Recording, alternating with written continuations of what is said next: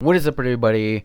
I'm Gujiro, and I'm bringing you guys the next part of what if Goku was split into two. In the previous part, Gohan and completed Goku, which is the fusion between both Goku and Kakarot, was able to overpower Super Cell, which is the merged variation of Super Cell and Dark Cell from another alternative timeline of this universe. With both Goku sacrificing themselves, with both Goku and Kakarot sacrificing themselves so they can protect the new generation.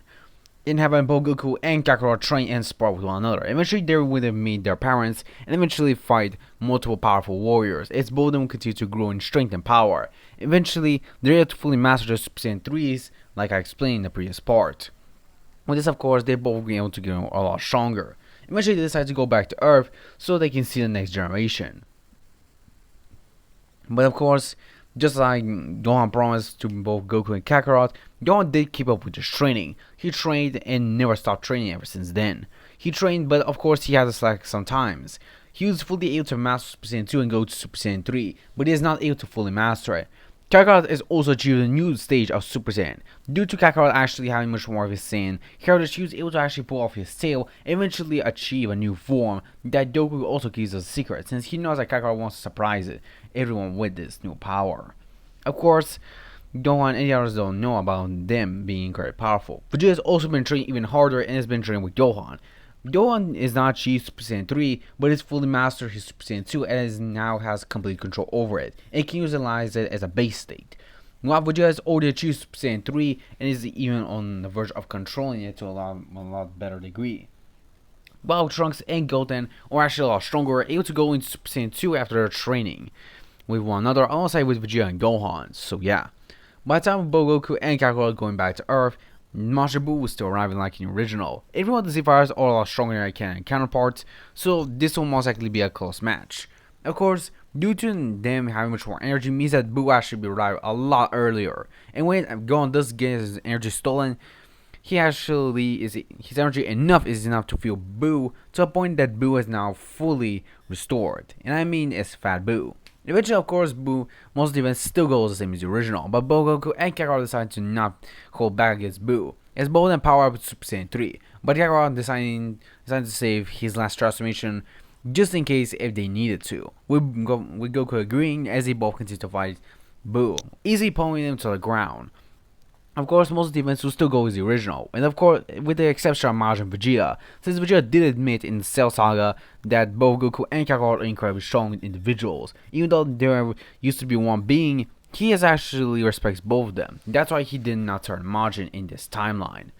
Eventually, of course, most of the events will still go the same as the original.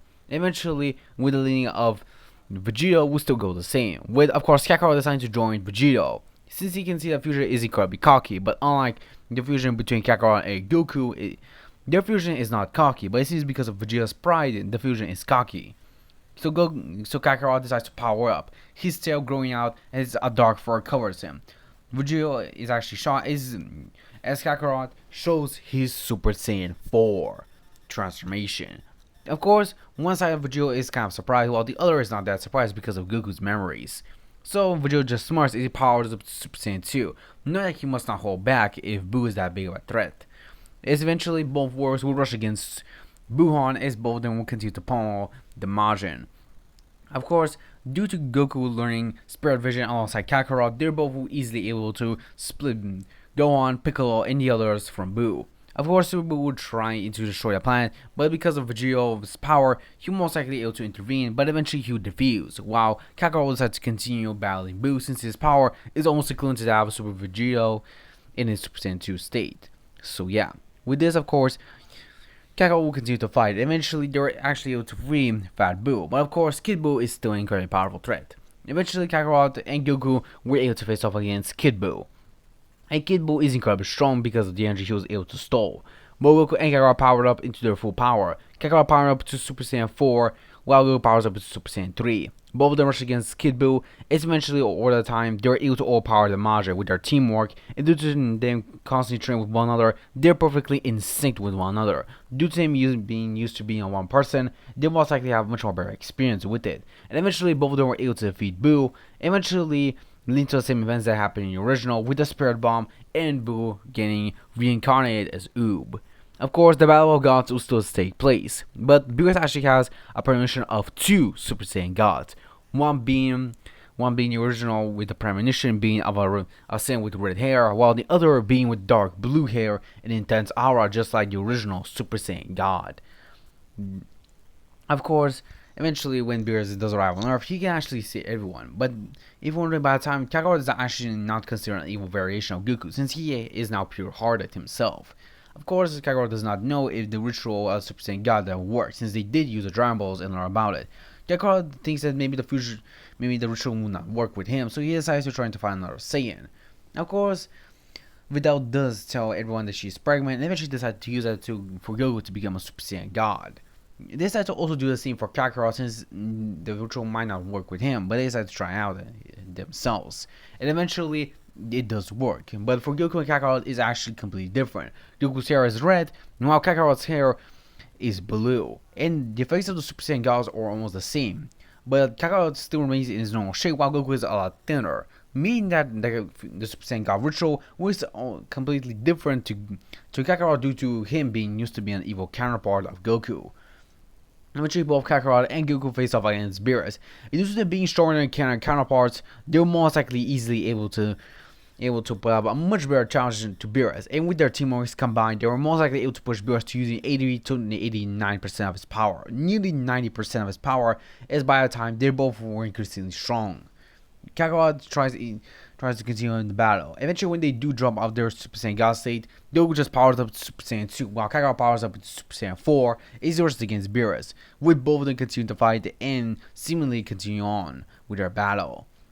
Goku and Kakarot know that they might not be able to stand a chance against the Destroyer, but they damn sure will give their best to push him as much as they could. With this, of course, being impressing Beerus a lot, since he has never seen two mortals being this type of strong. Beerus is impressed by the mortals that he has in his universe, and eventually he knocks both of them out. But he isn't really impressed by both of them. He thinks that maybe both Goku and Kakarot can be his best rivals yet, because they're able to push him really close to using his full power, and Beerus is really proud by both of them.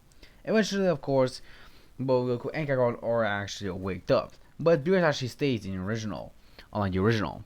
Beerus actually offers both Goku and Kakarot to train on his planet. Of course, both decide to agree, which demands that he also wants to be trained there, with both Kakarot and Goku not seeing a problem with it. They ask Gohan if he wants to join, but Gohan tells them that he actually was offered to train with the Kais, so he will not join them. But Goku and Kakarot understand his decision, so they decide to accept that. Eventually, Beerus tells them in around a month, Whis will take them to his planet so they can begin training. But Goku and Kakarot are pumped to train, as Vegeta is as well. Eventually, after a month of time, Whis arrives back on Earth, eventually gathering some food and getting both Goku, Kakarot, and Vegeta.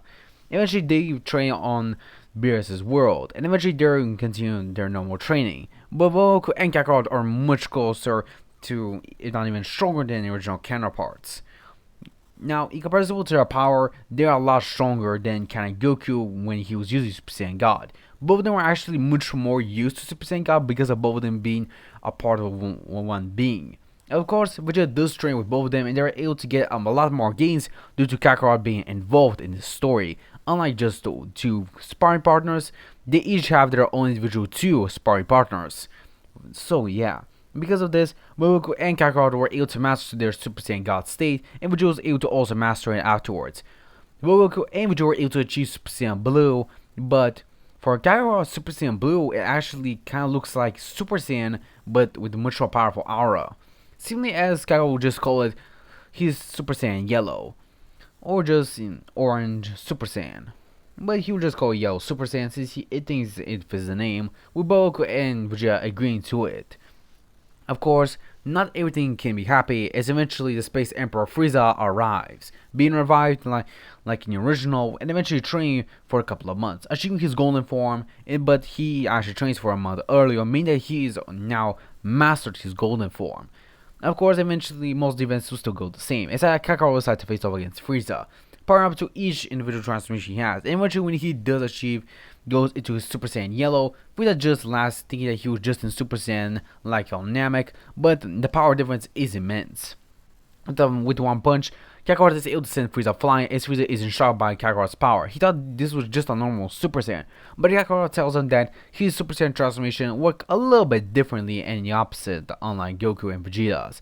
Kakarot then kicks Frieza away as Frieza yells in pain, seemingly feeling each strike of the blows that Kakarot is doing to him. Goku decides to join in as a part of Super Saiyan Blue, deciding to tag team Frieza, since Kakarot does not actually see the problem with it. As both of them fight Frieza again together, Frieza is overwhelmed by both Goku and Kakarot's teamwork, seemingly as he cannot hold both of them because of their teamwork being incredibly perfect. Vegeta is also impressed by both Goku and Kakarot, as they're doing the same thing that they did against Frieza. Then Vegeta could not actually help but feel amazed, since he has not actually seen it, but he can tell that this is something that did happen on Namek. Of course, both Goku and Kakarot know that Vegeta did not get the kill on Frieza, so they decide to let Vegeta take the final blow. Vegeta knows as a part of Super Saiyan Blue and tells Frieza that he's gonna pay for everything he did to his people. And Vegeta powers up a Big Bang and fires it at Frieza, annihilating the Space Emperor before he can even get the chance to blow up Earth. This time being a lot faster. Of course, the tournament between Universe 6 and Universe 10 will still go the same as the original. It said that Kakarot won't actually be the one to face off against Hit instead, meaning that Kakarot does use Kaioken and eventually wins against Hit, seemingly showing that Kakarot is incredibly strong. But both Goku and Kakarot are actually working on different goals. Kakarot has been training under Beerus, while Goku has been training under Whis, both of them being trained to achieve a transformation that both their teachers want them to achieve. Goku to try to achieve Ultra Instinct, while Kakarot to achieve Ultra Ego. How this will go, and will the Zamasu become Goku Black like in the original? You just have to see in the next part, guys. See you guys next time.